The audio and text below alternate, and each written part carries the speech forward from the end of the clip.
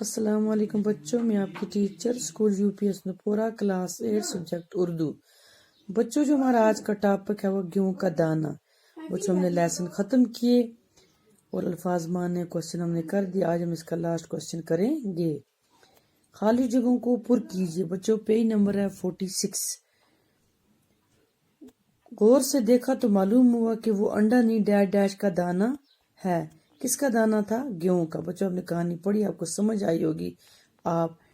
میں نے یہاں پر لکھیں، آپ خود بھی اس کو فل اپ کرنا۔ کوشچن نمبر 2، ایسا گیہوں ڈیش ڈیش کا ڈیش اس سے پہلے کسی نے نہیں دیکھا تھا۔ کس کا؟ دانہ۔ کیا آئے گا ڈیش میں؟ دانہ۔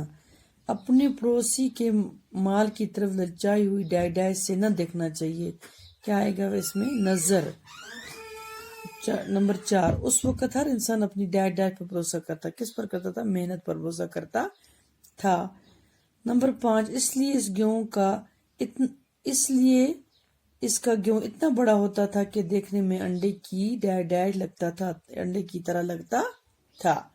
کوشچن نمبر 4 ہے، پڑھیے اور یاد کیجیے۔